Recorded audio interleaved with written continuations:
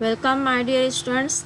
I am Rubina Abdul Sattar, Assistant Professor in English Department from JT Arts, Science and Commerce College for Women, Malegaon, Nasik.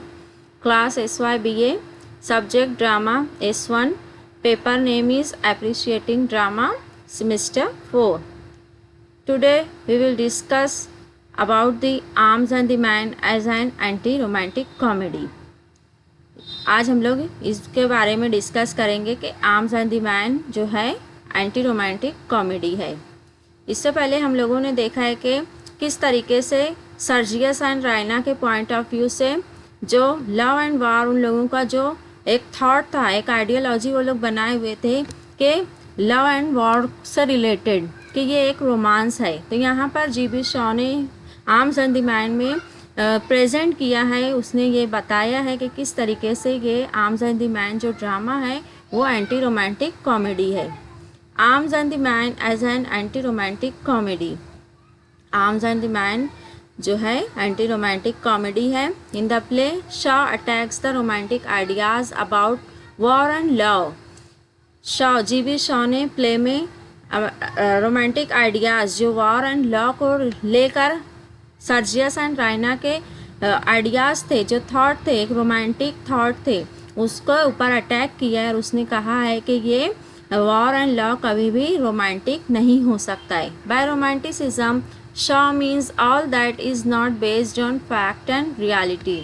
Romanticism यहाँ पे G B. Shaw का ऐसा बोलना है कि all that is not based on fact and reality के romanticism में ये माना जाता है कि सब चीज़ें एक इमेजिनरी वर्ल्ड में चल रही होती है, एक आइडियोलॉजी उन लोगों की रायना एंड सर्जियस यहाँ पे बनाए हुए थे। But GB. शॉ का ऐसा बोलना है कि बाय रोमांटिसिज्म में कुछ भी फैक्ट और रियलिटी नहीं होती है बल्कि एक इमेजिनरी वर्ल्ड होती है। बट यहाँ पर वॉर एंड लॉ को लेकर जी.बी. शॉ ने एक अपने आइडियाज़ को प्रेजेंट किया और इसीलिए उसने ये कहा है कि आर्म्स एंड द मैन जो है एंटी रोमांटिक कॉमेडी है। This play is anti romantic because in it Shaw has attack the romantic and idealistic notions about life. ये प्ले जो है this play is anti romantic, ये एंटी रोमांटिक इसलिए है क्योंकि इसमें जी.बी. शॉ ने अटैक किया है, उसने एक आइडियाज़ अपने प्रेजेंट किया है रोमांटिक एंड आइडियलिस्टिक नोशंस जो हैं अबाउट लाइफ के किस तरीके से हम लोगों को ही बहुत सारे हमारे जो सोसाइटी में लोग हैं वो किस तरीके से एक आइडियलिस्टिक थॉट, एक रोमांटिक थॉट बनाए हुए हैं लाइफ को लेकर कि लाइफ इस टाइप की है but life is an reality. But यहाँ पे जी.बी. शॉ का बोलना है कि कुछ भी रोमांटिक नहीं है। It is a comedy because in it he has exposed and laughed at the romantic illusions about love and war।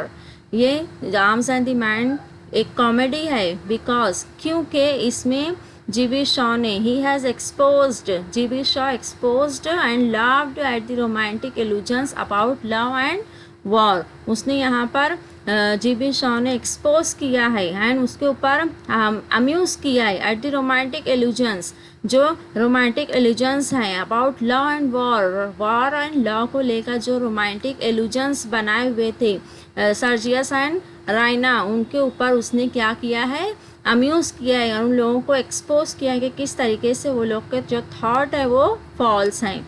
In Arms and the Man Shaw exposes the unsoundness of the romantic view of war। In Arms and the Man, G.B. Shaw exposes the unsoundness of romantic view of war।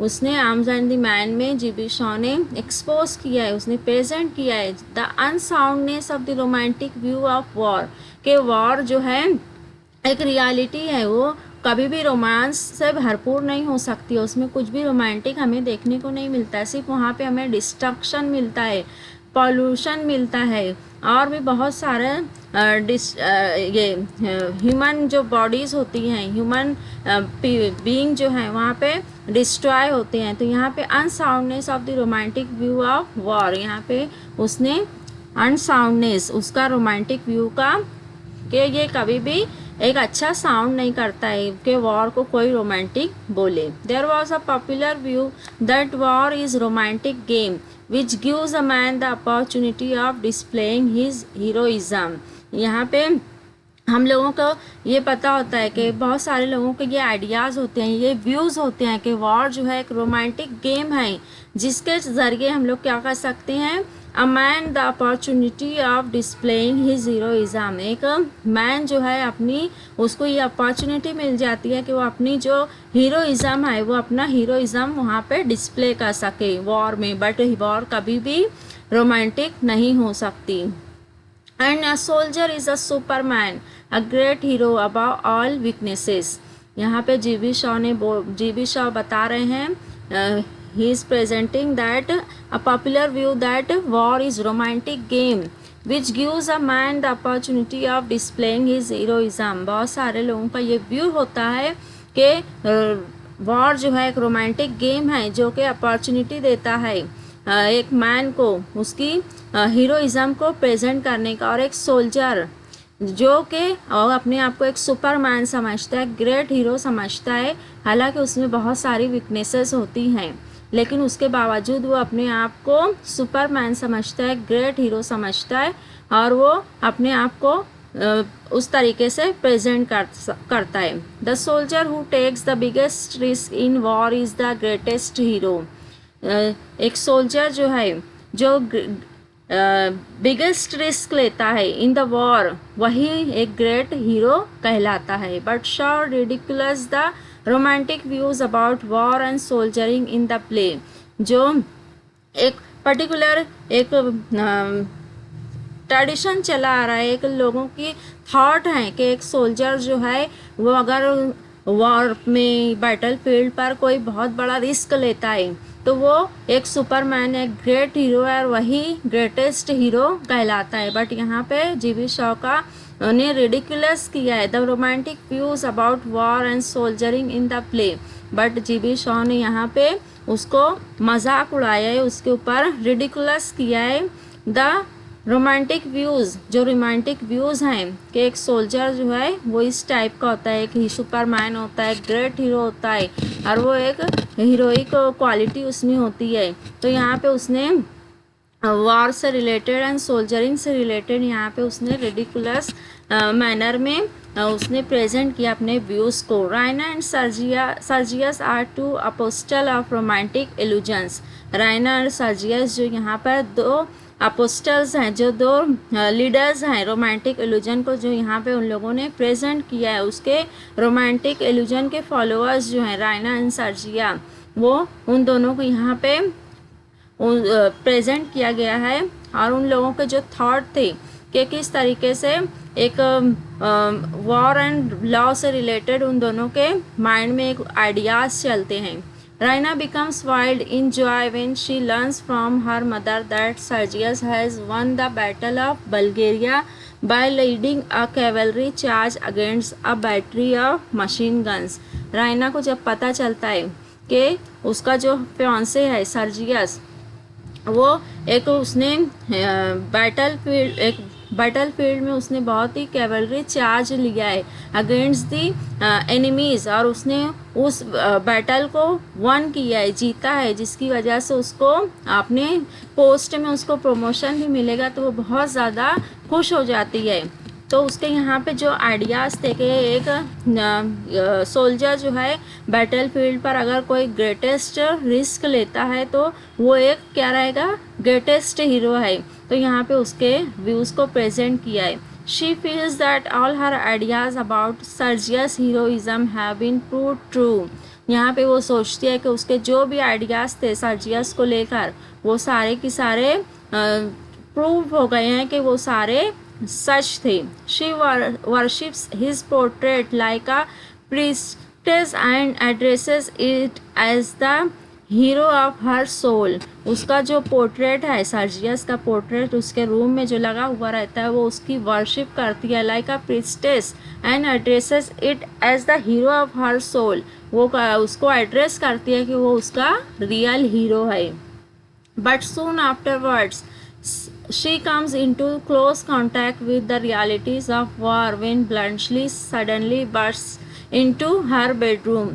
But उसके कुछ ही देर के बाद उसको जब bluntly से उसकी मुलाकात होती है उसके बेडरूम में, तो वो उसको रियलिटीज़ बताता है, वॉर से रिलेटेड, लॉ से रिलेटेड उसकी रियलिटीज़ उसको दिखाता है। देन वो फील करती है कि जो भी उसके आइडियाज़ थे, उसके जो वॉर एंड लॉ को लेकर जो भी थॉट थे, वो सारे के सारे रॉन्ग इल्यूजन्स थे।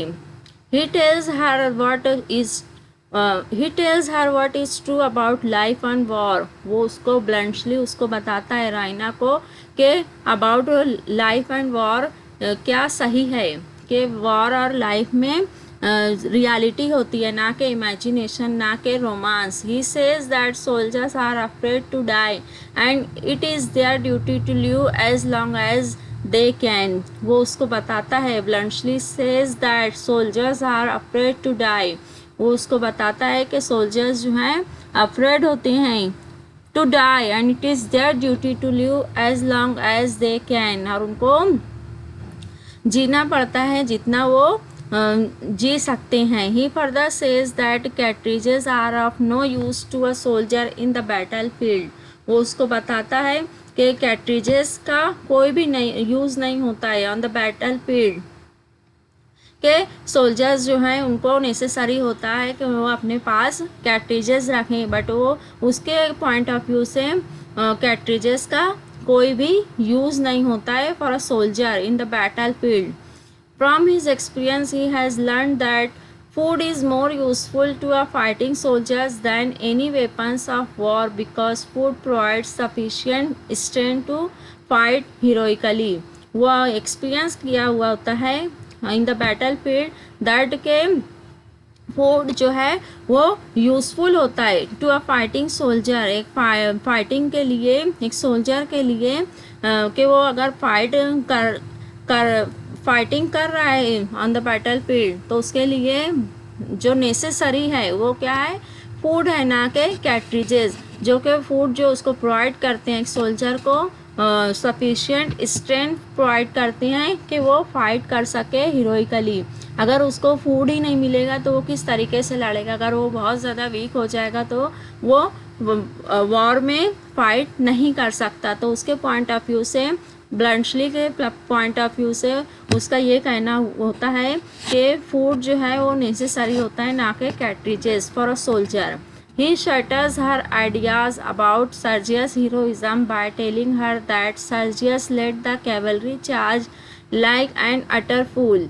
वो राइना जो उसके फियांसे सर्जियस उसके लिए एक हीरोइज्म एक आइडिया बनाई हुई रहती है, तो वो उसको शटर करता है, ब्लंटली शटर कर देता है by telling her that Sergius led the cavalry charge like an utter fool. वो एक बहुत ही फुलिश एक्शन उसने किया है, because if the Serbians had the right kind of ammunition in their machine guns the Bulgarians could be massacred. वो उसको बताता है कि अगर सर्बियन उनके पास जो है राइट काइंड ऑफ अम्यूनिशन होते, उनके पास अच्छी ये गोलियां होती, मशीन गन्स होती, तो वो लोग कभी भी उस फाइट में हारते नहीं, बल्कि बल्गेरिया उसमें उसको हारना पड़ता, वो उसको मसाकर होना पड़ता, ना कि सर्बिया को। तो यहाँ पे वो उसको उसकी रियलिटी बताता है, सर्जियस का पोर्ट्रेट उसको दिखाता है कि वो किस टाइप का मैन है। Sergius himself has learn the reality of war. Sergius जो है वो खुद भी रियलिटी जो वॉर की रियलिटी है उसको लर्न करता है, वो फील करता है, वो उसको अंडरस्टैंड करता है। To display bravery was the only matter to him. वो उससे पहले उसको ये उसको इम्पोर्टेंट होता है कि वो अपनी किसी भी तरीके से वो अपनी ब्रेवरी उस बैटल फील्ड पर दिखा सके, ताकि उसकी वजह से वो कोई भी ऐसा कोई एक्शन करे जिसकी वजह से उसको उस वॉर में प्रमोशन मिले और वो एक मेजर की पोस्ट पर वो जाना चाहता था, इसीलिए वो किसी भी तरीके से वो उसमें चाहता था कि उसको ये विक्ट्री मिले, और इसीलिए उसने एक बहुत ही फुलिश एक्शन वहाँ पर करता है। बट उसके लक की वजह से जो सामने वाली पार्टी होती है, जो एनिमीज़ होते हैं, तो उन लोगों के पास राइट काइंड ऑफ अम्यूनेशन नहीं होता है, उसकी वजह से उन लोगों को वहाँ पे डिफीट मिलती है और इसको विक्ट्री मिलती है। इन दिस वे वो वहाँ पे उसको किसी न किसी तरीके से अपने आप को एक प्रमोशन चाहिए होता है, इसलिए वो वहाँ पे एक एक्शन करता है। Though they loss the battle following the rules of military warfare strictly, but he was discredited by the Russian officers instead of being promoted because he won the battle the wrong way। वो एक बहुत ही wrong way में उस battle को command करता है, और इस तरीके से रशियन ऑफिसर उसको कोई भी प्रमोशन नहीं देते हैं, बल्कि उसको उसके लिए डिस्क्रेडिटेड कर देते हैं। Ultimately, he realizes that soldiering is the coward's art of attacking the enemies when they are weaker and keeping at a safe distance when they are stronger। और फिर उसको ये रियलाइज होता है कि soldiering is the coward's art of attacking the enemies when they are weaker। उसको ये feel होता है कि किसी भी वीक पार्टी पर, किसी भी वीक पर्सन पर अटैक करना ये कावर्ड का एक्शन है, कावर्ड्स आर्ट है। And keeping at a safe distance when they are stronger, और अपने आप को एक सेफ डिस्टेंस पर रखना व्हेन, जब सामने वाली जो पार्टी है वो स्ट्रॉन्गर है, तो ये उसको ये रियलाइज़ हो जाता है कि soldiering is the cowards art. और इसीलिए वो सर्जियस जो है अपने आप को रियलाइज़ कर लेता है, और उसका जो एक वॉर एंड लव को लेकर जो एक रोमांटिक थॉट बने हुए रहते हैं वो वहाँ पर शैटर होता है। When Bluntschli narrates the horror of war, Sergius romance is completely shattered and he considers war as a fraud, a hollow sham. जब ब्लंशली नरेट करता है जो वॉर का हॉरर है, तो वो बताता है कि Bluntschli tells to Raina that war से किसी का भी भला नहीं हुआ है, कोई भी बेनिफिट नहीं हो सकता है वॉर से, बल्कि उसमें सिर्फ डिस्ट्रक्शन होती है। वहाँ पे बहुत सारे लोग मरते हैं जिससे किसी का भी फ़ायदा नहीं होता है। तब सर्जियस के जो रोमांस होता है, जो उसके आइडियलिस्टिक जो एक इल्यूजन उसने बनाया हुआ होता है, वो वहाँ पे शटर्ड हो जाता है। And he considers war as a fraud, a hollow sham. और उसको ये रियलाइज़ होता है कि वॉर जो है एक फ्रॉड है, एक फेक है, वो कभी भी रियलिटी नहीं हो सकती है, एक हॉलो शाम है। In Arms and the Man, Shaw takes a realistic view about love and marriage and exposes the hollowness of romantic love। यहाँ पे जीवी शॉ ने आर्म्स एंड द मैन में एक रियलिस्टिक व्यू को लिया है अबाउट लव एंड मैरिज। वो लव एंड मैरिज को लेकर भी यहाँ पे जो रियलिस्टिक थॉट है, रियलिस्टिक व्यूज़ है, उसको एक्सपोज किया है। And exposes the hollowness of romantic love, और जो हॉलोनेस है रोमांटिक लव के, जो हॉलोनेस है, जो क्या बोलेंगे, खोखलापन है, उसको यहाँ पे एक्सपोज किया है। Raina and Sergius have higher love for each other. यहाँ पे वो राइना एंड सर्जियस को अगेन यहाँ पर लेकर बात किया है कि किस तरीके से वो दोनों समझते थे कि वो दोनों एक दूसरे के लिए एक हायर लव रखते हैं, बट रियलिटी उससे डिफरेंट होती है। But their higher love fails to tie them together. और फिर एक टाइम आता है कि जो उनका एक पर्टिकुलर हायर लव बनाए हुए थे, सो कॉल्ड हायर लव, वो फेल हो जाता है और वो दोनों डिपार्ट हो जाते हैं और एक दूसरे के साथ टाई नहीं हो पाती हैं।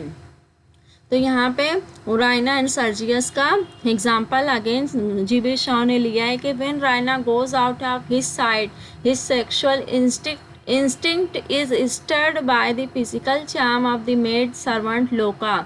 राइना जो है फियांसे है ऑफ सर्जियस। लेकिन रियलिटी में ये देखने को मिला है कि लोका जो कि मेड सर्वेंट है पेटकॉफ फैमिली की, रायना की जो है वो सर्वेंट है, मेड है, वो उसका सीक्रेटली अफेयर चल रहा होता है सर्जियस के साथ जो कि रायना का फियांसे है। तो यहाँ पे इस तरीके से उन लोगों का जो एक हायर लॉ का एक जो थॉट वो लोग बनाए हुए थे वो यहाँ पर वो एक हॉलोनेस उसका यहाँ पे प्रेजेंट हुआ है। किस तरीके से उन लोगों का जो एक पर्टिकुलर लॉ है वो रॉन्ग है, एक हॉलो वहाँ पे हॉलोनेस दिखाया गया उनके हायर लॉ का। He makes amorous advances towards her. He takes her into the stable yard gateway to be hidden themselves so that they cannot be seen at the time of their law making. जब जब वो रायना या उसकी जो family है, family members like major Petkoff और Catherine Petkoff वो जब वहाँ पे नहीं होते हैं घर पर, तो वो लोका के साथ उसका जो एक रोमांस चल रहा होता है वो चलता है, बट उनके सामने वो कभी भी उसको एक्सेप्ट नहीं करता है। सर्जियस एज अ लवर उसको कभी भी सोसाइटी के सामने प्रेजेंट नहीं करता है, उसको एक्सेप्ट नहीं करता है कि ही लव्स विथ लोका, बट वो छुप छुप कर उन लोका के साथ लव मेकिंग करता है और उसको कभी भी सोसाइटी के सामने या रायना के सामने एक्सेप्ट नहीं करता है। But Raina sees all the things. Raina's romantic illusion about love begins to shatter when she meets Bluntschli. Raina के जो रोमांटिक इल्यूजन है, जो लव को लेकर उसके रोमांटिक इल्यूजन थे, रोमांटिक थॉट था, वो शैटर हो जाता है व्हेन शी मीट्स ब्लंटशली। जब वो ब्लंटशली से मिलती है तब उसको जो उसके रोमांटिक थॉट थे रिगार्डिंग सर्जियस वो शैटर होती हैं। She feels sympathy for him and gives him shelter and chocolates. वो रायना जो है वो सिंपैथी फील करने लगती है रिगार्डिंग ब्लंटशली। वो कहीं ना कहीं सर्जियस को भूलने लगती है and gives him shelter and chocolates. उसके लिए सिंपैथी फील करती है और उसको शेल्टर देती है एंड चॉकलेट्स भी उसको ऑफर करती है।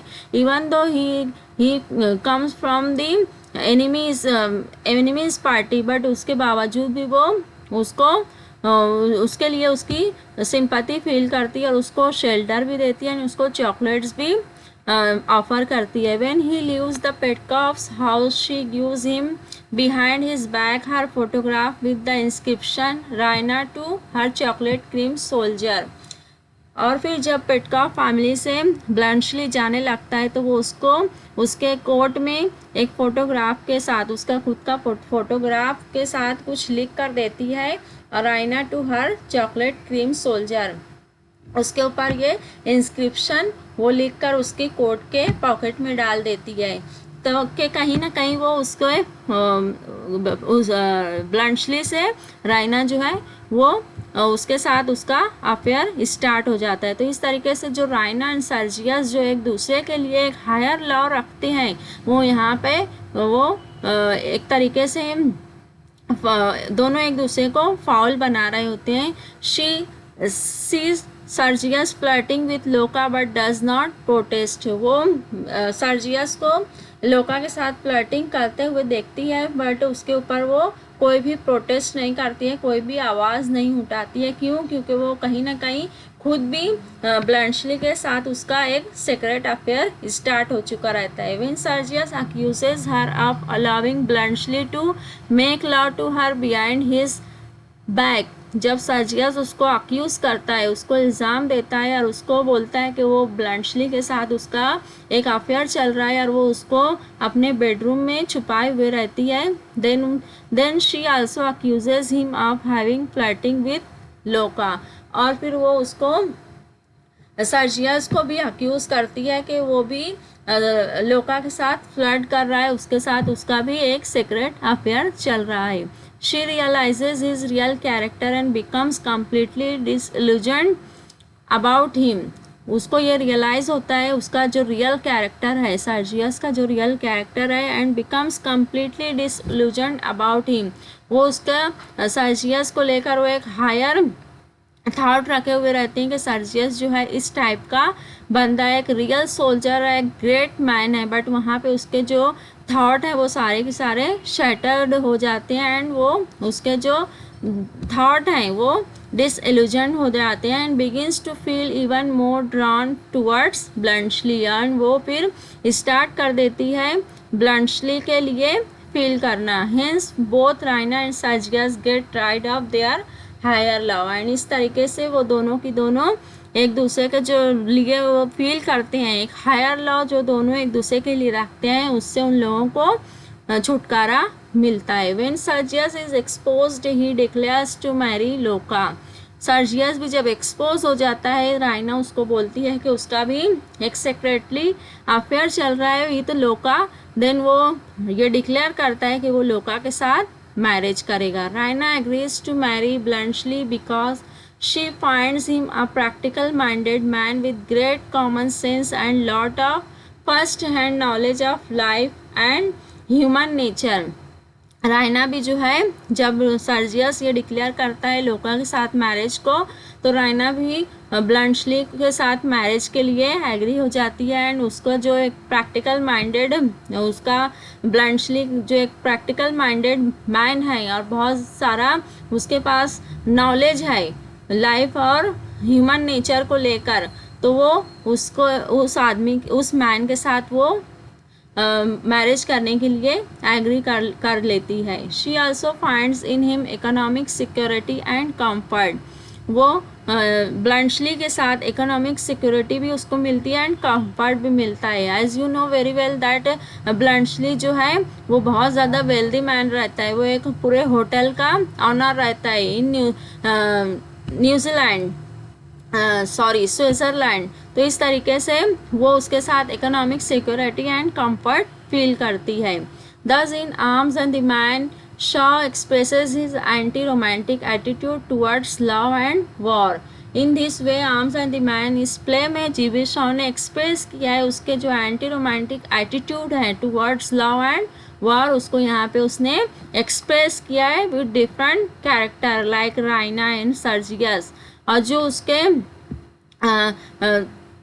थॉट थे एक्चुअल उसके जीबी शॉ का जो थॉट है वो ब्लंशली के कैरेक्टर के थ्रू उसने प्रेजेंट किया है। जो लाइफ को लेकर, लव को लेकर, वॉर को लेकर जो रियलिटी है, जो फैक्ट है, उसने यहाँ पे प्रेजेंट किया है with the character of Bluntschli. In the play he does not idealises war, वो यहाँ पे प्ले में उसने आइडियलाइज नहीं किया है वॉर को, बल्कि उसने वॉर की रियलिटी को यहाँ पे प्रेजेंट किया है। He exposes the hollowness of the love of war, जो यहाँ पे एक्सपोज किया है लव एंड वॉर का जो हॉलोनेस है, जो ये खोखलापन है, उसको यहाँ पे प्रेजेंट किया है। ही also exposes the follies of romantic love, उसने यहाँ पे जो रोमांटिक लव की फॉलीज हैं, बहुत सारी कमियां हैं, उसको भी यहाँ पे प्रेजेंट किया है जीबी शॉ ने। Shaw shows that love is not a romance but a reality, उसके अकॉर्डिंग, जीबी शॉ के अकॉर्डिंग लव जो है वो एक रोमांस नहीं है बल्कि एक रियलिटी है। To him love and marriage should be based on economic security and mutual understanding, उसके मुताबिक जीबी शॉ के अकॉर्डिंग मैरिज एंड लव जो है बेस्ड होनी चाहिए, should be based on economic security, यहाँ पे इकोनॉमिक सिक्योरिटी भी मिलनी चाहिए एंड म्यूचुअल अंडरस्टैंडिंग भी होनी चाहिए with both of the people, जो कि एक दूसरे से प्यार कर रहे हैं, एक दूसरे के साथ मैरिज कर रहे हैं, उन दोनों के बीच में mutual understanding and economic security होनी चाहिए उसके मुताबिक। इन the play he tries to find out the essence of truth behind the gripe of romance and respectability। उस प्ले में जीबी शॉ ने फाइंड आउट करने की कोशिश की है द इसेंस ऑफ ट्रूथ, जो ट्रूथ के जो इसेंस है behind the grip of romance और एंड रेस्पेक्टेबिलिटी, जो रोमांस के पीछे जो एक सच्चाई होती है उसको यहाँ पे उसने प्रेजेंट करने की कोशिश की है। In this sense we can say Arms and the man as an anti romantic comedy. In this sense हम लोग ये बोल सकते हैं कि Arms and the man as an anti romantic comedy, क्योंकि यहाँ पे सारे के सारे जो थॉट सर्जियस एंड राइना को लेकर बातें चली हैं और जो ब्लंशली के जो थॉट थे वो जो उसने लव एंड वॉर की जो रियलिटी है उसने यहाँ पे प्रेजेंट किया है। तो इस तरीके से हम लोगों को आखिरी में ये कंक्लूजन देखने को मिलता है कि जो सारे एक्शंस कैरेक्टर्स के थे वो ये प्रेजेंट कर रहे हैं कि ये एक एंटी रोमांटिक कॉमेडी है। In this way drama is finished. Thank you very much.